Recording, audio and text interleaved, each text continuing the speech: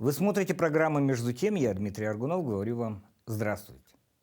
Обострение отношений Украины и США произошло после выступления председателя Объединенного комитета начальников штабов Соединенных Штатов Америки господина Милли на прошлой неделе в экономическом клубе Нью-Йорка.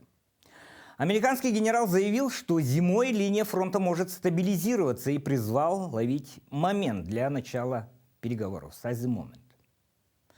По его мнению, есть вероятность, что победа недостижима военными средствами. Как утверждает The New York Times, господин Милли отстаивал свою точку зрения также на нескольких совещаниях в Белом доме. По его мнению, Киев достиг примерно того, чего мог ожидать до наступления зимы. Вместе с тем, как утверждает газета, точку зрения генерала не разделяет президент Джо Байден. Главнокомандующий вооруженными силами Украины Валерий Залужный накануне 14 ноября провел переговоры с Марком Милли и заявил, что украинские военные не примут никаких переговоров до тех пор, пока Россия не выведет свои войска.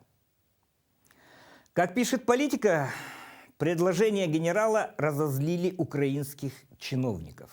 8 американских официальных лиц на условиях анонимности сообщили, что публичные и непубличные противоречивые сообщения о том, что должны ли США говорить с Украиной о начале переговоров с Россией, обострили отношения между Киевом и Вашингтоном.